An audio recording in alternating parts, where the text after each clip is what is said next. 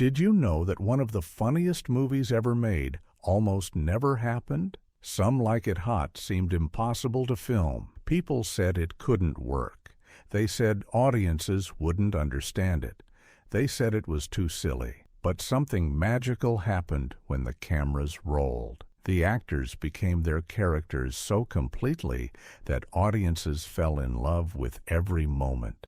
This movie changed Hollywood forever, not because of big explosions or special effects, but because of heart, humor, and two men in dresses who made us all laugh together. Let's dive in and discover 20 weird and amazing facts about Some Like It Hot.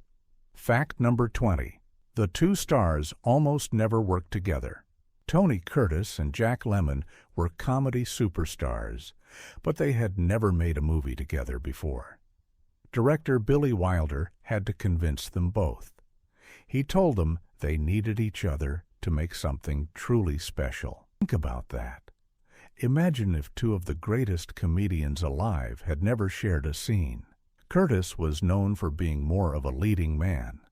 Lemmon was the everyman who people loved to laugh with. When they finally met on set, there was magic. They didn't compete. Instead, they lifted each other up. Every joke was better because the other person was there. What looked like it might be a clash turned out to be the greatest comedy partnership that nobody expected. That wasn't luck. It was perfect timing, meeting perfect talent. Fact number 19. The famous hotel bellboy scene was not planned. There's a moment in the movie where a bellhop suddenly appears at the worst possible time. It feels so perfectly timed that you think it must have been planned down to the second. But here's the thing. It was completely improvised. The young actor playing the bellhop wasn't even supposed to be there. He wandered into the scene accidentally. Billy Wilder saw the confusion and decided to keep the cameras rolling.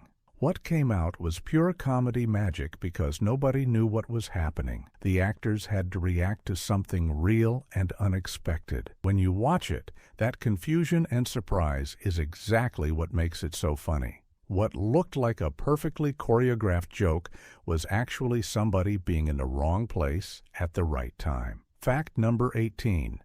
Marilyn Monroe's dress was made from real silk. The most famous dress in Hollywood history, that white halter gown, was made from the finest fabrics available. It wasn't cheap.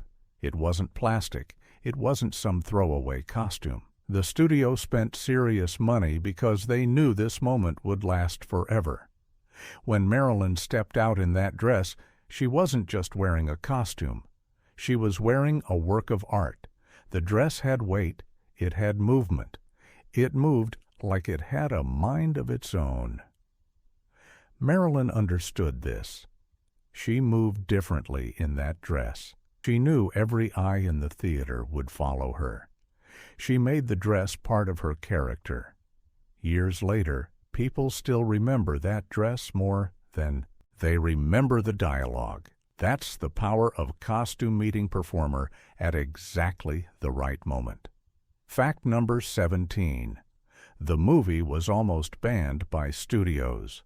Several big studios refused to make this film. They said it was improper. They said audiences wouldn't accept men dressing as women. They said it crossed a line that Hollywood couldn't cross back from. This was 1959, when people were very concerned about what was proper and what wasn't. Billy Wilder had to find a smaller studio willing to take the risk. The movie almost never existed because of fear. People in charge were afraid of what audiences would think. But Billy Wilder believed in the story. He believed that people wanted to laugh at something real and human. He was right. The movie became a classic precisely because it dared to go where others were afraid to go. What seemed impossible turned out to be inevitable. Fact number 16. Jack Lemmon's wig had to be completely redone. Daily. Jack Lemmon spent 45 minutes every morning in the makeup chair just for his wig. It wasn't like modern wigs that stay in place all day. This wig had to be styled, adjusted, and prepared fresh every single morning. The makeup artist had to make sure every curl was perfect. Every strand had to be exactly right because the camera would see everything. Jack never complained. He understood that the character needed to look exactly right. If the wig looked even slightly wrong, the whole character would fall apart. Beauty in comedy is as important as beauty in drama. The audience needs to believe what they're seeing. That belief comes from tiny details that most people never notice. What looked effortless was the result of 45 minutes of careful work every morning. Fact number 15. The train scene took 3 days to film. The famous scene where Tony Curtis and Jack Lemmon's characters first get dressed up as women took 3 full days to shoot. 3 days for maybe 4 minutes of screen time. Billy Wilder wanted every moment to be perfect. He wanted every reaction to be true. Wanted every look and glance and movement to tell the story of these characters becoming someone new. The actors had to stay in character the entire time. They had to feel their way into being women. They had to understand how to move, how to sit, how to speak. That understanding had to come from somewhere deep, not just from copying what they saw. By the end of those 3 days, they weren't pretending anymore. They had become their characters. The audience feels that truth when they watch it. Fact number 14. Marilyn Monroe was struggling during production. Marilyn's personal life was falling apart while they were filming. Her marriage was ending. Her heart was breaking. She was taking medication to help her sleep and focus. Most people don't realize this when they watch her on screen. She looks radiant. She looks happy. She looks like someone without a care in the world. But that's acting at its highest level. She brought all of her sadness, all of her pain, all of her humanity into the character of Sugar Cane. Character became real because the actress was real. Vulnerability and strength you see in Marilyn's performance came from her own life. She was brave enough to show her heart to the camera even while her heart was breaking. What looked like pure joy was also quiet courage. Fact number 13. The movie had no love triangle in the first draft. The original screenplay was different from what ended up on screen. In the early versions, there was no romantic subplot. The movie was just about these 2 guys running from gangsters while dressed as women. But Billy Wilder realized something. He realized that real comedy comes from real emotion. He added the romantic storyline because he knew audiences needed to care about these characters as people, not just as funny situations. Comedy without heart is just noise. Comedy with emotion becomes timeless. That one choice, to add real feeling to the silly story, is what made this movie matter. Years later, people remember it because they cared about what happened to these people. Even though those people were men dressed as women running from death threats. What looked like a simple comedy became a story about belonging and acceptance. Fact number 12. Tony Curtis almost quit the movie twice. Tony Curtis was used to being the hero. He was used to being the handsome leading man. The idea of playing a woman's role made him deeply uncomfortable at first. There were 2 moments where he seriously considered walking away. He talked to his wife about it. He talked to friends about it. He didn't know if he could do this and survive his career. His wife believed in him. She told him that real courage is being willing to look foolish for art. She told him that this role would show the world who he really was as an actor. So he stayed. He went through it. And he discovered something about himself. He discovered that he could be vulnerable on camera. He discovered that audiences would accept him no matter what he wore. It changed how he thought about acting. What looked like a risk turned out to be a gift. Fact number 11. The ending was filmed 4 different ways. Nobody knew which ending would work best. So Billy Wilder shot 4 completely different versions. In one ending, things went one way. In another, They went a totally different way. The actors had to perform each version with equal commitment and truth. They didn't know which one would make it into the final movie. They just had to trust Billy Wilder's vision. Eventually, he chose the ending you see today. But imagine if he had chosen differently. The entire meaning of the movie might have changed. The final scene is so perfect, so surprising, and so beautiful that it's hard to imagine the movie ending any other way. But that perfection came from trying and trying again until something true emerged. What seemed like indecision was actually the creative process of an artist refusing to settle for less than perfect. Fact number 10. The musicians in the nightclub were real jazz players. The band you see in the background of the nightclub scenes wasn't made up of actors pretending to play instruments. These were real professional musicians. Billy Wilder hired actual jazz players because he knew audiences could feel the difference between real musicians and fake ones. Real music comes from the soul. Fake music is just motion and noise. The camera picks up on that difference. The audience feels it in their body. Having real musicians in the background meant that the entire nightclub scene had authenticity. It had life. It had the feeling of a real place where real art was happening. That's why those scenes still feel alive today. They're alive because they were alive when filmed. What looked like background decoration was actually true. Fact number 9. Marilyn Monroe had a stand-in for most physical scenes. Even though we see Marilyn in the famous scenes, she actually had a professional stand-in for many of the background moments and physical comedy bits. This wasn't because she was lazy. This was a smart choice for protecting her. A stand-in would do the tiring, repetitive work while Marilyn saved her energy for the moments where the camera was close on her face. This meant that when Marilyn performed those key scenes, she was fresh and fully present. She could give everything she had. She could focus completely on her character. The audience gets the best version of her because of this practical choice. It wasn't cheating. It was being smart about using an actress's energy and talent where it matters most. What looked like effortless performance was actually careful planning. Fact number 8. The famous line was improvised. That iconic ending line, the one that has become legendary, was not in the script. Jack Lemmon said it in the moment. It was his instinct. It was his understanding of the character. Billy Wilder heard it, loved it, and decided to keep it in the final movie. That one improvised moment became the most memorable line in the entire film. It's the moment everything clicks into place. It's the moment the entire meaning of the movie comes together.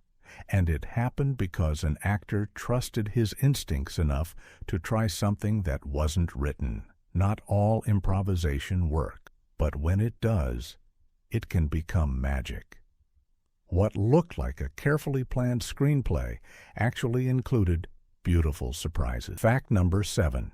The movie was completed in just 57 days. 57 days to film a movie that would last forever in people's hearts. That's less than 2 months. Modern movies take 6 months, 9 months, sometimes over a year to film. Billy Wilder worked fast because he knew what he wanted. He knew his actors. He trusted his vision. He didn't waste time. Every moment on set was purposeful. Every day had a plan. This wasn't about rushing or taking shortcuts. This was about focus and clarity. When you know exactly what you're doing and why you're doing it, you can move quickly. The speed came from preparation, not carelessness. That efficiency somehow made the movie better, not worse. What took 2 months changed cinema forever. Fact number 6. The studio almost cut out the romantic scenes. The people financing the movie were nervous. They were nervous about the comedy. They were nervous about the subject matter. But most of all, they were nervous that audiences wouldn't care about a love story between a man dressed as a woman and a real woman. They wanted Billy Wilder to cut those scenes and make it just a silly comedy. Billy Wilder refused. He said the movie wouldn't work without heart. He said audiences would sense if something was missing. He fought for those romantic moments. He fought for the emotional truth of the story. And he was right. Those quiet moments between characters are what make the comedy land so hard. You laugh harder when you care about people. That's the secret that Billy Wilder understood. What looked risky turned out to be essential. Fact number 5. The hotel owner was a real jazz musician. The character of Osgood Fielding III, who pursues Jack Lemmon's character throughout the movie, was played by Joe E. Brown. But what many people don't know is that Joe E. Brown was himself a musician. He brought real musical knowledge to his scenes. He understood rhythm and timing on a level that most actors don't. That understanding made his character feel real and alive. He wasn't just a character in a script. He was a whole person with a background and a life. When you watch Joe E. Brown on screen, you're watching an artist who understood performance from multiple angles. What looked like simple comedic timing was actually the result of a musician's ear and heart. Fact number 4. Tony Curtis did his own makeup. There were days when Tony Curtis would sit in the makeup chair and learn to apply his own makeup. He wanted to understand the character from the inside. He wanted to know what it felt like to transform yourself completely. By doing his own makeup some mornings, he got into the character before he stepped on set. He understood the vulnerability of being transformed. He understood the care required to create beauty. That understanding informed his performance. When he played the character, he was playing someone who had literally learned to make herself beautiful. It wasn't a surface-level costume. It was a complete understanding of what transformation meant. What looked like simple preparation was actually deep method acting. Fact number 3. The movie's ending surprised the test audiences. When they showed the movie to test audiences before it was released, nobody knew how people would react to the ending. Would they think it was funny? Would they think it was wrong? Would they understand what the characters were feeling? The audience response was overwhelming. People didn't just laugh. They applauded. They cheered. They understood that the ending was perfect. That moment of realization that something that seemed impossible suddenly became possible and right hit audiences in their hearts. The test audiences taught Billy Wilder that he had made something special. He knew he had made them laugh, but he didn't fully know that he had made them believe. What he thought was a risk turned out to be exactly what audiences needed. Fact number 2. The script was rewritten during filming. Even though Billy Wilder had a complete script before they started, he continued to rewrite it while they were filming. He would go home at night, think about what he had filmed that day, and write new scenes for tomorrow. Sometimes he would change dialogue based on how the actors performed the previous scene. He treated the script like a living thing that could grow and change. This was risky. Most directors stick to their script exactly as written. But Billy Wilder understood that the best art comes from staying flexible and responding to the moment. By continuing to improve the script even as he filmed it, he captured something that was both planned and spontaneous. What looked like a finished screenplay was actually an evolving work of art.